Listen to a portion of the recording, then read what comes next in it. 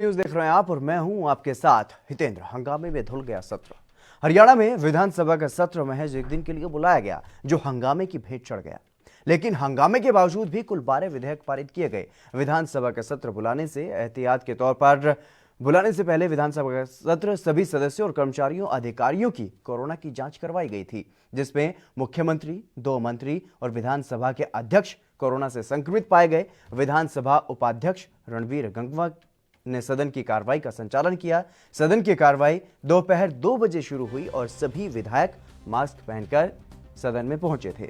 इस दौरान बजट सत्र और मानसून सत्र के बीच जिन लोगों का निधन हुआ है, ऐसे लोगों को श्रद्धांजलि दी गई है। कार्यवाही शुरू होने पर उप मुख्यमंत्री दुष्यंत चौटाला ने श्रद्धांजलि प्रस्ताव रखा। गृह मंत्री अनिल विज और विपक्ष के नेता भूपेंद्र सिंह हुड्डा ने भी दिवंगत आत्माओं को श्रद्धांजलि दी और अपनी पार्टी की ओर से श्रद्धांजलि प्रस्ताव पढ़े। विज ने स्वास्थ्य कर्मियों, पुलिसकर्मियों और कोरोना वायरस से निपटने में अग्रिम मोर्चे पर काम कर रहे लोगों की सराहना की है। आज एक दिवसीय सत्र बुलाया गया था हरियाणा विधानसभा का, लेकिन हरियाणा की विधानसभा में सबसे अहम बात यह कि आज कोरोना से संक्रमित पाए जाने की वजह से ना ही तो सीएम उपस्थित रह सके और ना ही विधानसभा स्पीकर। इनके अलावा 2 मंत्री और कई अन्य सदस्य भी सदन में मौजूद नहीं रह पाए, क्योंकि वो कोरोना से संक्रमित हो चुके थे और वो उपचाराधीन हैं।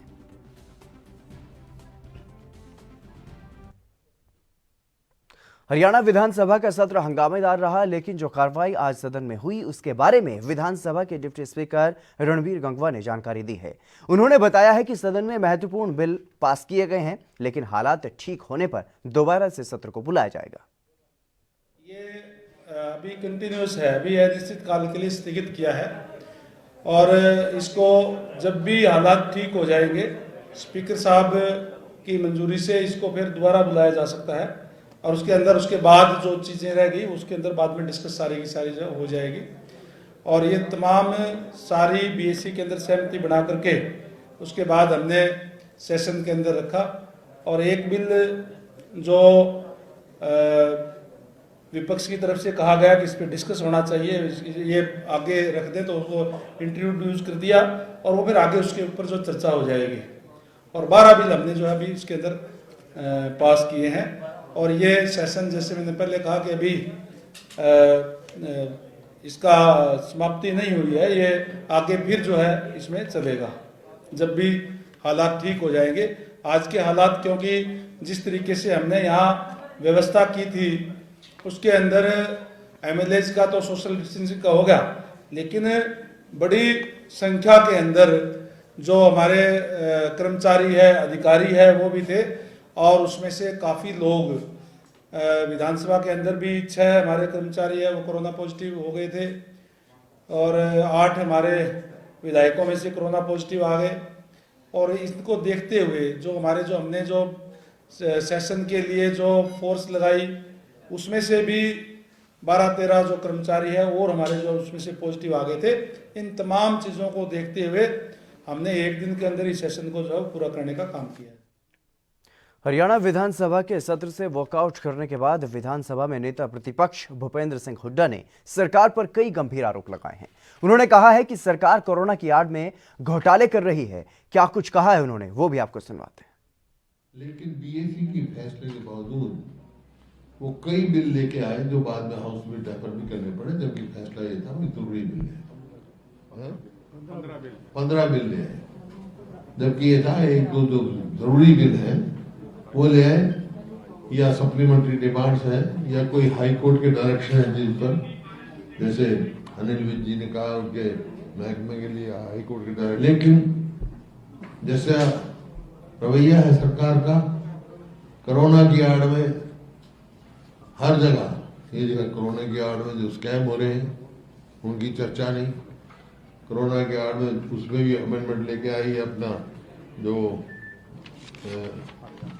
Haryana urban development regulation act 1975 में, उसमें सेक्शन 7A में लेके आए और सेक्शन 7A में जो भूषण जी बताएंगे पहले ही 17 में इन्होंने अमेंड किया उसको, और उसका नतीजा ये निकला कि मशरूम की तरह अनऑथराइज्ड कॉलोनी आई और कोरोना लगते ही वो कोरोना की आड़ में 30,000 रजिस्ट्रियां हुई, बड़ा भारी, हजारों करोड़ का स्कैम हुआ।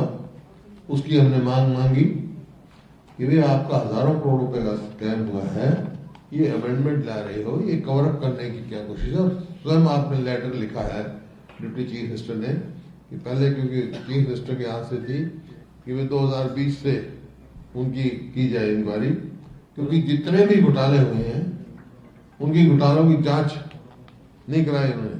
उन घोटालों को रफा दफा करने का प्रयास रहा है इनका, चाहे वो धान घोटाला हो, कितने घोटाले आपके सामने गिना सकते हैं, शुरू से गिरदावरी घोटाला नंबर 1 है, और इस प्रकार से हर महीने एक नया घोटाला ये करते रहे और किसी की जांच नहीं भी हम मांग रहे हैं।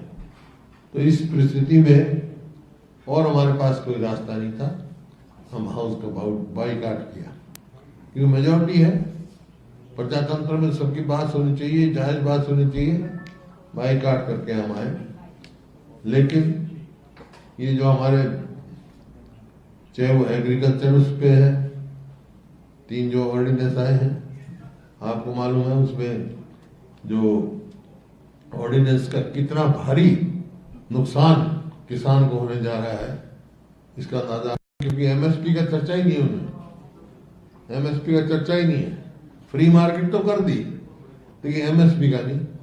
इसी वास्ते हमने कहा भाई चौथा ऑर्डिनेंस लेके आओ और नहीं तो यहाँ से प्रस्ताव पास करो आप विधानसभा में, एग्रीकल्चर ये है कि आप चौथा ऑर्डिनेंस लेके आओ और उसमें एमएसपी का प्रावधान हो, और कोई एमएसपी से कम किसान की खरीद करता है तो वो पनिशेबल।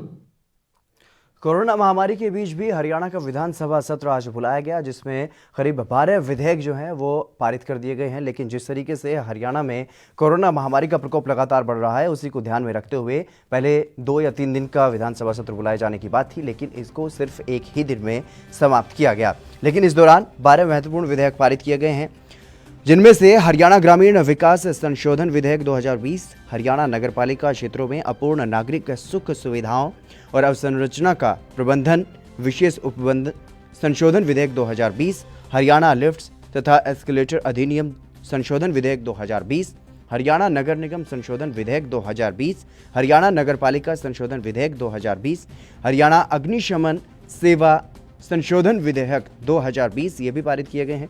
हरियाणा नगर मनोरंजन शुल्क संशोधन विधेयक 2020, हरियाणा नगरीय क्षेत्र विकास तथा विनियमन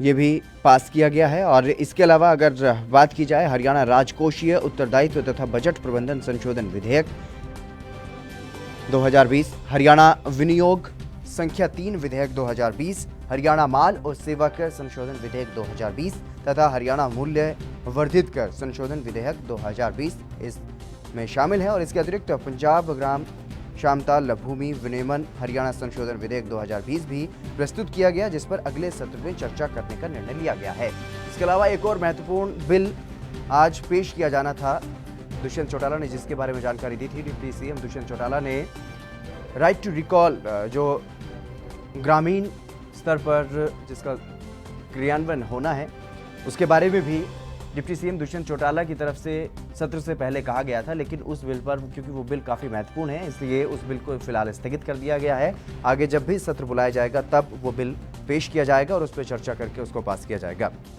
हरियाणा में विधानसभा का सत्र आज महज एक ही दिन के लिए बुलाया गया। सत्र की कार्रवाई 2 बजे शुरू हुई थी, लेकिन सत्र की कार्रवाई जैसे ही शुरू हुई तो विपक्ष ने सदन में जिस तरीके से सवाल उठाए तो उससे कहीं ना कहीं जो सरकार के मंत्री हैं वो बचते हुए नजर आए। और पक्ष में सरकार के जितने मंत्री हैं और विपक्ष के जो नेता हैं उनके बीच काफ़ी नोकझोंक भी देखने को मिली। लेकिन हंगामेदार जब सत्र हुआ तो विपक्ष ने पूरी तरह से वॉकआउट कर दिया। और इसके अलावा आपको बता दें कि कई विपक्षी नेताओं ने सरकार पर कई गंभीर आरोप लगाए हैं। खासतौर पर अगर बात की जाए नेता प्रतिपक्ष भूपेंद्र सिंह हुड्डा की, तो वो हमने आपको सुनवाया है किस तरीके से उन्होंने कई गंभीर आरोप लगाए हैं कि लगभग हर महीने एक नया घोटाला हुआ जिसकी जांच नहीं की गई है और इसी के चलते किसी भी घोटाले पर चर्चा नहीं की गई।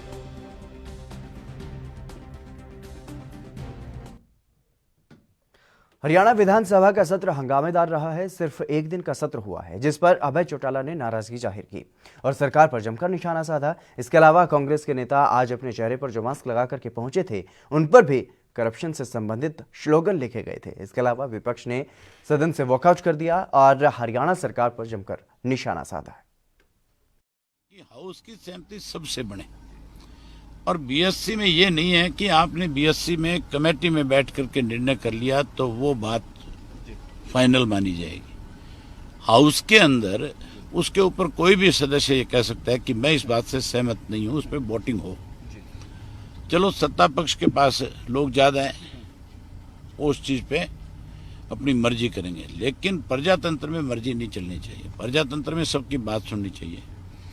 3 दिन लगातार अखबारों में पिछले कई दिन से सुर्खियों में आया कि 26, 27, 28 3 दिन सेशन चलेगा।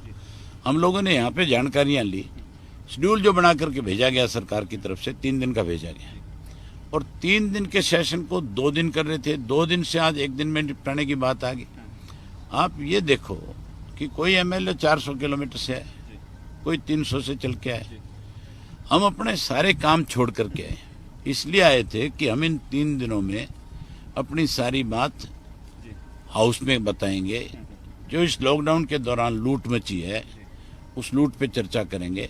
हम सरकार से पूछेंगे कि इन लुटेरों के साथ तुम क्या करोगे। लेकिन हैरानी की बात है, लुटेरे भी, स्पीकर भी लुटेरे के साथ मिल गया, डिप्टी स्पीकर भी। उसका फर्ज ये बनता था कि हर चीज पे चर्चा हो। मेरी 2 कॉलिंग अटेंशन जो है मंजूर हुई थी। अगर कॉलिंग अटेंशन मेरी मंजूर होगी तो मुझे सप्लीमेंट्री पूछने का अधिकार है। आप कैसे मेरी कॉलिंग अटेंशन को रोक सकते हो? लेकिन उस पर भी चर्चा कराने के बजाय कह दिया जी आगे जब सेशन करेंगे तब देख लेंगे, अभी कोरोना है। इनसे पूछने वाला हो जो अंदर बैठे हुए थे, आपने सबके कोरोना के टेस्ट करवाए हैं। वो कहते हैं 800 मुलाजिम है, चाहे वहाँ 4000 मुलाजिम हो।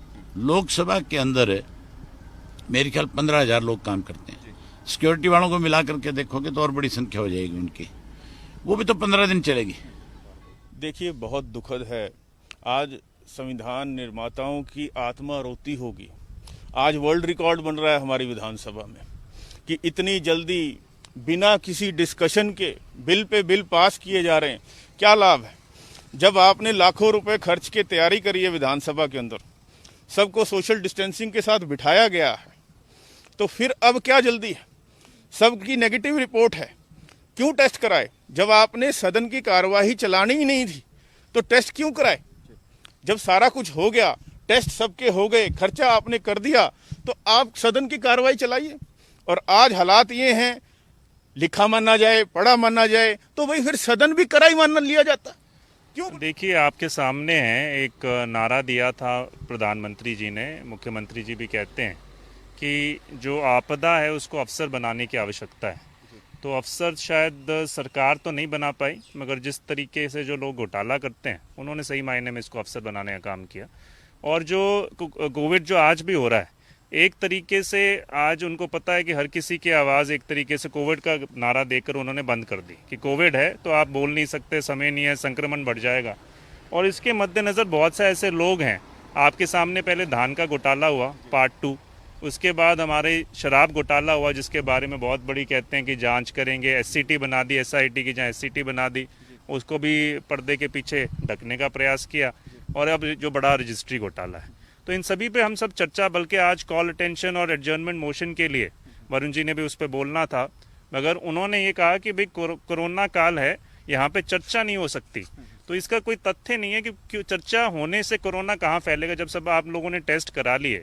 इसका ये रीजन है कि इस कोरोना का बहाना लेके ये जो सरकार है वो अपना एजेंडा तय कर रही है। जो भी गलत काम करने हैं, जो गलत एक्ट में अमेंडमेंट करने हैं या कोई तब्दीलियां करनी है, गलत एक्ट पास करना है, वो सारे काम इस कोरोना के बहाने से करती जा रही है। उसका विरोध हो रहा है। आप कहाँ पे हर जगह ये करप्शन का इतना जो बोलबाला हुआ है, उस टाइम लॉकडाउन में शराब घोटाला हुआ जब सड़क पे एक मतलब परिंदा भी पर नहीं मार सकता था, तो ट्रकों के ट्रक शराब के चले गए। क्या वो खुफिया विभाग खुद करा रहा था? सरकार खुद करा रही थी? कौन करा रहा था? और आज भी कोरोना के अंदर आप देखो कितनी कॉलोनियां कट गई।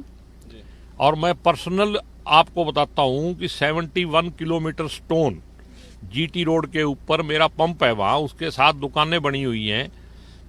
उनको रुकवाने के लिए मैंने मंत्री को तीसरा डीसी आ गया बदल के, सबको मैं लेटर दे चुका हूं, लेकिन उसके ऊपर कोई कार्रवाई नहीं है, वो दुकानें ऐसे ही बनी हुई हैं।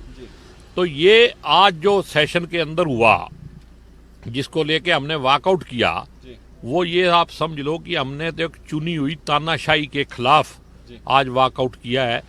देखिए, कांग्रेस कतई भी संतुष्ट नहीं है। बार बार ये कहा गया कि बीएससी की मीटिंग में फैसला लिया गया।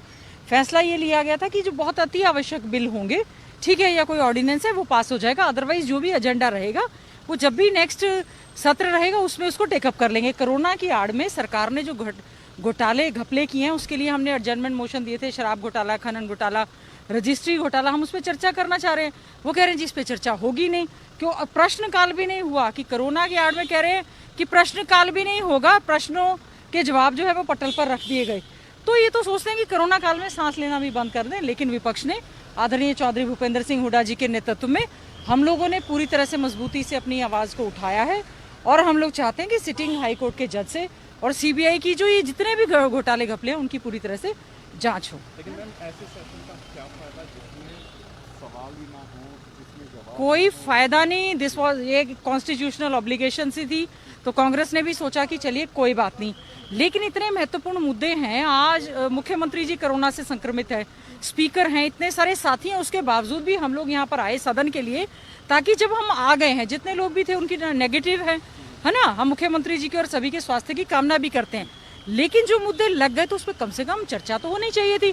वो कह रहे हैं कि संभव नहीं है, 90 लोगों में तो संभव नहीं है, लाखों के बच्चों के एग्जाम करवाना चाह रहे हैं, तो वो कैसे संभव है। तो अभी मैंने शिक्षा मंत्री जी को कहा है कि आप भी जिस तरह से पंजाब के चीफ मिनिस्टर ने एक चिट्ठी लिखी है, प्राइम मिनिस्टर को 3 बार उन्होंने कहा मैंने चिट्ठी लिखी है, और नीट और जो दूसरे एग्जाम्स है वो पोस्टपोन किए जाएं। तो ये तो एक फॉर्मेलिटीज है, इन्होंने धक्काशाही कर रखी है। इनके एक भी आप जो बीजेपी के विधायक या मंत्री आएंगे, किसी एक ने कागज पलट के भी नहीं देखा। यस नो धक्काशाही चल रही है।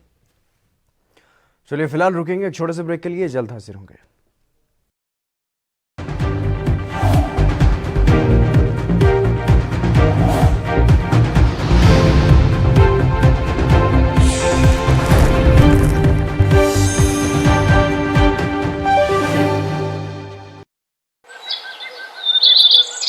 कोरोना तो बचण ਲਈ ਪਿੰਡ ਦੇ ਲੋਕ ਘੱਟੋ ਘੱਟ 6 ਫੁੱਟ ਦੀ ਦੂਰੀ ਬਣਾ ਕੇ ਰੱਖਣ। ਯਾਦ ਰੱਖੋ, ਸਾਵਧਾਨੀ ਨਾਲ ਹੀ ਕੋਰੋਨਾ ਮਹਾਮਾਰੀ ਤੋਂ ਬਚਿਆ ਜਾ ਸਕਦਾ ਹੈ। ਉਹ ਕਿਸ ਤਰ੍ਹਾਂ ਜੀ? ਅਜਿਹੇ ਮਾਮਲੇ ਸਾਹਮਣੇ ਆ ਰਹੇ ਹਨ ਕਿ ਮਰੀਜ਼ ਜ਼ਿਆਦਾ ਸੀਰੀਅਸ ਹੋ ਗਿਆ ਸੀ ਤੇ ਉਸ ਨੂੰ ਆਪਣੀ ਜਾਨ ਗਵਾਉਣੀ ਪਈ, ਕਿਉਂਕਿ ਕੋਰੋਨਾ ਪੀੜਿਤ ਨੇ ਵਾਇਰਸ ਦੇ ਲੱਛਣ ਦਿਸਣ ਤੇ ਵੀ ਕਿਸੇ ਨੂੰ ਨਹੀਂ ਦੱਸਿਆ ਅਤੇ ਸਮੇਂ ਸਿਰ ਡਾਕਟਰੀ ਸਹਾਇਤਾ ਨਹੀਂ ਲਈ। ਅੱਛਾ ਦੀਦੀ, ਤੁਸੀਂ ਦੱਸੋ ਸਾਨੂੰ ਕੀ ਕਰਨਾ ਚਾਹੀਦਾ ਹੈ? ਜੇ ਤੁਹਾਨੂੰ ਜਾਂ ਕਿਸੇ ਪਰਿਵਾਰਿਕ ਮੈਂਬਰ ਨੂੰ ਕੋਰੋਨਾ ਦੇ ਲੱਛਣ ਜਿਵੇਂ ਕਿ ਖੰਘ, बुखार या साह ਲੈਣ 'ਚ ਦਿੱਕਤ ਨਜ਼ਰ ਆਉਂਦੀ ਹੈ ਤਾਂ ਤੁਰੰਤ ਨੇੜਲੇ ਹਸਪਤਾਲ ਜਾ ਕੇ ਆਪਣਾ ਟੈਸਟ ਕਰਵਾਓ। ਤੁਸੀਂ ਕੋਵਾ ਐਪ ਅਤੇ ਹੈਲਪਲਾਈਨ ਨੰਬਰ 104 ਰਾਹੀਂ ਆਪਣੇ ਨੇੜਲੇ ਸਰਕਾਰੀ ਜਾਂ ਪ੍ਰਾਈਵੇਟ ਹਸਪਤਾਲ ਬਾਰੇ ਜਾਣਕਾਰੀ ਲੈ ਸਕਦੇ ਹੋ। ਪੰਜਾਬ ਸਰਕਾਰ ਵੱਲੋਂ ਜਨਹਿਤ ਵਿੱਚ ਜਾਰੀ। ਜੀ ਦੀਦੀ, ਅਸੀਂ ਇਹਨਾਂ ਗੱਲਾਂ ਦਾ ਜ਼ਰੂਰ ਧਿਆਨ ਰੱਖਾਂਗੇ। Declaring a public health emergency of international concern over the global outbreak of novel coronavirus. Bharat की कोरोना वायरस से जंग।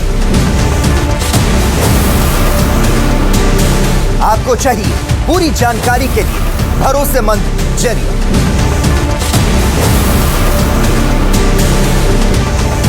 जानकारी जो अफवाहों पर ना हो। 24 घंटे 7 दिन लगातार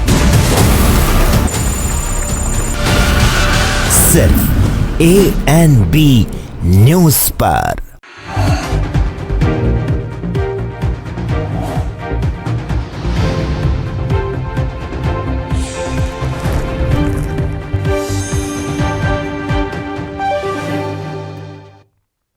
ब्रेक के बाद एक बार फिर से आप सभी का स्वागत है। हम चर्चा कर रहे हैं, हंगामेदार रहा है हरियाणा विधानसभा का सत्र, और जिस तरीके से कोविड-19 महामारी के बावजूद भी हरियाणा का विधानसभा सत्र बुलाया गया है, सुरक्षा को लेकर के कई तरह के एहतियात भी बरते गए। हरियाणा विधानसभा के 1 दिवसीय सत्र का आयोजन किया गया और विधानसभा में विपक्ष ने कई मुद्दे उठाए और सरकार को घेरने की पूरी कोशिश की, जिस पर हमारे विशेष संवाददाता विनीत कपूर ने कैबिनेट मंत्री कंवरपाल गुर्जर से खास बातचीत की है। उन्होंने विपक्ष के हंगामे समेत कई महत्वपूर्ण मुद्दों पर अपनी प्रतिक्रिया दी है। हरियाणा विधानसभा का मानसून सत्र खत्म हो चुका है। काफी एहतियात के बीच ये सत्र बुलाया गया था। हरियाणा के शिक्षा मंत्री कंवरपाल गुर्जर हमारे साथ है, बातचीत कर देते हैं। सर, एक बड़ा सेशन था एक बड़ी महामारी के बीच में, जिसमें मुख्यमंत्री भी पॉजिटिव, विधानसभा अध्यक्ष भी पॉजिटिव, कई मंत्री भी पॉजिटिव, विधायक भी पॉजिटिव। ऐसे में एक बड़ा मुद्दा निकलकर सामने आया बच्चों की परीक्षाओं का, कि जब इतने बड़े लेवल पर महामारी देश में फैल चुकी है तो बच्चे की परीक्षाएं किस ढंग से मुमकिन हो पाएंगी, क्यों ये परीक्षाएं करवाई जा रही हैं, प्रोटेस्ट भी किए जा रहे हैं, मांग की जा रही है पोस्टपोन की जाए ये परीक्षाएं, बच्चों को प्रमोट किया जाए। किस तरह से देखते हैं आप इस मांग को? नहीं, देखिए, हमने ज़्यादातर क्लास में जो बच्चे हैं उनको सबको प्रमोट किया। अभी जो फाइनल का उनका एग्ज़ाम है उसके लिए कोर्ट ने भी हमें यही कहा कि भाई उनका टेस्ट लेना चाहिए, और मेरा व्यक्तिगत मानना भी यही है कि फाइनल का जो भी उनको प्रमाण पत्र मिले वो उसके बावजूद ही मिलेगा तो वो टेस्ट दे के आए, क्योंकि ज़्यादा महत्व जो है ना जी उसी का है, ज़्यादा क्या पूरा महत्व उसी चीज़ का है। अब कोई भी लड़का बीए करेगा, चाहे वो बीएससी करेगा, चाहे बीकॉम करेगा, चाहे बीटेक करेगा, या अन्य भी कोई भी कोर्स वो करता है, जो फाइनल ईयर करेगा ना जी तो उसकी वैल्यू है। तो वो प्रमाण पत्र लेके वो जहाँ भी जाएगा, नौकरी के लिए जाएगा, किसी काम के लिए भी जाएगा, तो वो उस प्रमाण पत्र की वैल्यू है। कल उस प्रमाण पत्र को लेके जाए तो अगले के दिमाग में तो कोरोना के टाइम का है, वैसे ही औसत में जितने इसके नंबर आए उसमें औसत में लगा के इसको दे दिया, और मतलब उसके दिमाग में ना, हालांकि ऐसा नहीं है कि कोई वैसे ही नंबर है, हालांकि वो जो उसने पिछले टेस्ट दे रखे उस पर ही है औसत भी, औसत कोई ऐसा नहीं है। लेकिन मैं व्यवहार की बात कर रहा कि व्यवहार में उसके दिमाग में ऐसा रहेगा कि शायद है नहीं, जबकि हालांकि वो भी मेहनत से लिए नंबर, ऐसा बात नहीं है कि उसने वैसे नंबर लिए। तो मैं चाहता हूं कि भाई इस प्रकार का रिस्क उस बच्चे के साथ नहीं होना चाहिए जिस बच्चे ने इतना लंबा टाइम लगा रखा और इतनी मेहनत कर रखी उस बच्चे ने। तो ऐसे में सरकार की जिम्मेदारी बनती है, मेरी जिम्मेदारी बनती है कि जितनी उस बच्चे ने मेहनत कर रखी वो उसी प्रकार के से उसकी एक मान्यता, उसके प्रमाण पत्र की उस प्रकार की होनी चाहिए जिस प्रकार की उसने मेहनत कर रखी। एग्जामिनेशन मुमकिन हो पाएगी इन हालातों में? नहीं, निश्चित तौर से अभी हम देख रहे जिस प्रकार से भी होगा, और अगर विशेषज्ञों की राय लेंगे, और अगर मान लो ऑनलाइन भी लेना पड़ेगा तो ऑनलाइन के बारे में विचार करेंगे। हम विशेषज्ञों से राय लेके इसके बारे में निर्णय लेंगे। एक और बड़ा सवाल, अभय सिंह चौटाला ये कहते हुए नजर आए कि सरकार कोरोना के बहाने मुद्दों से भागना चाहती है। वो ये कहते नजर आए कि बहुत से घोटाले हुए हैं, उन पर चर्चा की जरूरत थी, सार्थक चर्चा होती तभी कोई परिणाम निकलते, लेकिन सरकार ने कोरोना के बहाने सब मुद्दों से भागने का फैसला किया। सरकार के ऊपर आज तक एक भी आरोप नहीं है। अब कौन सा घोटाला कह रहे हैं? रजिस्ट्री घोटाले की बात कर रहे हैं वो। घोटाला तो कहीं है ही नहीं। देखिए, जब हमारी सरकार हुई तो हमने एक निर्णय लिया, क्योंकि रजिस्ट्रियों में एक बहुत बड़ा गोलमाल होता है, तो हमने कहा कि इसको ऑनलाइन करेंगे ताकि सारा भ्रष्टाचार खत्म हो। हमने ऑनलाइन शुरू कर दी, लेकिन हमें अब लगा, माननीय मुख्यमंत्री जी को लगा कि शायद कुछ कमियां रहेगी अब इसमें और भी सुधार की गुंजाइश है, तो माननीय मुख्यमंत्री जी ने रजिस्ट्री रोक दी, और अगर कहीं गड़बड़ हुई तो उसके खिलाफ कार्रवाई की। आप मुझे एक तो बता दो, विपक्ष का कोई बयान, विपक्ष ने कोई बयान दिया उसके खिलाफ? हमने ही तो जांच कराई। स्वयं माननीय मुख्यमंत्री जी ने कहा कि अगर ये गड़बड़ है तो जांच कराए। चाहे धान घोटाले की बात इन्हें कब कहा? हमने ही तो कहा कि इसमें गड़बड़ है। तो हमने आज तक इन्होंने नहीं, स्वयं मुख्यमंत्री जी को अगर कहीं भी इस प्रकार का लगा कि कोई अनियमितता बरती जा रही तो मुख्यमंत्री जी स्वयं आगे होकर उसकी जांच कराई। विपक्ष ने तो आज तक कोई मुद्दा ही नहीं उठाया इस प्रकार का, और उससे भागने की बात नहीं। और जहां तक अगर सेशन की बात है तो आप पिछला मेरा ख्याल का 20-25 साल का इतिहास देख लो। उस टाइम में चौटाला साहब की भी सरकार रही, चौधरी देवीलाल जी की भी सरकार रही, चौधरी भजनलाल की भी सरकार रही, चौधरी बंसीलाल जी की भी सरकार रही, और उसके बाद फिर चौधरी भूपेंद्र सिंह हुड्डा जी की सरकार रही। तो अब अगर आप पिछले 10 साल में देख लो, आप सेशन का टाइम देख लो, जितना सेशन का टाइम इस सरकार ने दिया आज तक किसी ने नहीं। पिछली सरकार के मुकाबले 1.5 गुना से ज्यादा टाइम इस सरकार ने दिया, और कभी किसी मुद्दे पे वो नहीं किया कि सरकार ने कभी। ये तो हर बार कहते हैं कि अब की बार हम ये कर देंगे, अब की बार वो कर देंगे। हाउस में आप हर बार देखते हैं जिस प्रकार के हालात होते हैं, स्वयं मुख्यमंत्री को कहना पड़ता है कि भाई ऐसे ना उठ के जाओ, आपने जो सवाल किया उस सवाल का जवाब लेके जाओ। वॉकआउट हुआ नहीं, अब कुछ था नहीं करने के लिए, तो वॉकआउट ही करना था, और वॉकआउट की कोई जरूरत नहीं थी। मेरा मानना देखो ये है, जब बीएससी की मीटिंग हुई तो वहाँ पर जो नेता प्रतिपक्ष थे वो वहाँ हमारे साथ थे, वहीं बैठ के बात हुई। स्वयं उन्होंने भी कहा कि क्योंकि परिस्थितियाँ ऐसी नहीं है कि ऐसे में सेशन चलाया जाए, तो क्योंकि सेशन बुलाना जरूरी है। 6 महीने में ये संविधान कहता है कि 6 महीने में आपको सेशन बुलाना जरूरी, तो वो क्योंकि जरूरी है, वो अभी आप कुछ चीजें हैं जो आज ही पास हो सकती हैं, आपको अभी करानी वो, तो वो हमने करा ली पास। उन्होंने कहा कि वो आप पास करा लो, और उसके बाद जैसे स्थिति सामान्य होगी दोबारा हाउस बुला लेंगे। हम चौटाला कहते हैं कि परंपरा ये थी कि पहले बीएससी की मीटिंग में सभी पार्टियों के नेताओं को बुलाया जाता था, यहाँ केवल नेता विपक्ष को बुलाया गया। सरकार के नुमाइंदे बैठे और जो विधानसभा के थे वो बैठे, बाकी किसी पार्टी के विधायक को बुलाया ही नहीं गया। देखिए, अगर पिछली बार आप देखें तो जो नेता प्रतिपक्ष था, जितने विधायक उसके थे, तो मेरा कुछ कम उसके बाद में कांग्रेस के थे, तो लगभग वो आसपास की पार्टियां थी। और अब की बार अगर देखो तो आपके सामने जो भी स्थिति है, तो सारी स्थिति उस प्रकार की होती है, तो उसी प्रकार से सारे निर्णय लिए जाते हैं। और क्योंकि अब की बार नेता प्रतिपक्ष भूपेंद्र सिंह हुड्डा जी हैं, पहले नेता प्रतिपक्ष चौधरी अभय सिंह चौटाला ही थे, तो जो जिस प्रकार से वो कहते थे उनके साथ हम सहमति बनाए के हम उसको चलाते थे। और मेरे ख्याल है कि आज तक आप उनसे दोबारा आप जाओगे, उनसे पूछ लो कि कभी आज तक ऐसा नहीं हुआ, जब भी उन्होंने टाइम बढ़ाने की बात की आज तक कभी, भले ही प्रेस में उन्होंने कुछ भी कहा हो, लेकिन मतलब मीटिंग में कभी भी ऐसा नहीं हुआ कि जितना टाइम उन्होंने देने के लिए कहा उतना टाइम उन्होंने ना दिया हो। चलिए, सीधे तौर पर ये हैं शिक्षा मंत्री, जिनका सीधे तौर पर कहना है कि इस तरह के इंतजाम किए जाएंगे कि बच्चों के एग्जामिनेशन करवाए जा सके, बेहतर माहौल में करवाए जा सके, सुरक्षित ढंग से करवाए जा सके। और सेशन को लेकर या फिर घोटालों को लेकर जिस तरह से विपक्ष ने आरोप लगाए हैं, सीधे तौर पर कहा कि कोई भी घोटाला इस सरकार के कार्यकाल में नहीं हुआ। बहरहाल देखना यही होगा कि इनके इस बयान पर विपक्ष दोबारा से क्या प्रतिक्रिया देता हुआ नजर आएगा। कैमरामैन दविंदर सिंह के साथ Vineet Kapoor, ANB news, Chandigarh. Corona महामारी के समय में यह सत्र बुलाना जरूरी था, इसलिए यह सत्र बुलाया गया, लेकिन एक ही दिन में सभी कार्रवाई खत्म कर दी गई और इस सत्र को खत्म करने के बाद अनिश्चित काल के लिए स्थगित किया गया है, क्योंकि जिस तरीके से इस सत्र में ना ही तो विधानसभा स्पीकर मौजूद रह पाए हैं और ना ही प्रदेश के मुखिया मनोहर लाल खट्टर भी इस सत्र में मौजूद नहीं रह पाए हैं, क्योंकि दोनों ही कोरोना से संक्रमित पाए जा चुके हैं और इसके अलावा और भी कई सदस्य विधानसभा के जो हैं वो कोरोना से संक्रमित पाए गए हैं। इसलिए यह सत्र काफी हंगामेदार भी रहा है, भले ही एक दिन का रहा हो, लेकिन 12 विधेयक भी इसमें पारित किए गए हैं और विपक्ष ने जमकर हंगामा किया, सरकार को पूरी तरह से घेरने की कोशिश की। हमने विपक्ष और पक्ष दोनों की बातें आपको दिखाई हैं। फिलहाल इस खास कार्यक्रम में बस इतना ही। आप बने रहिए ANB न्यूज़ के साथ।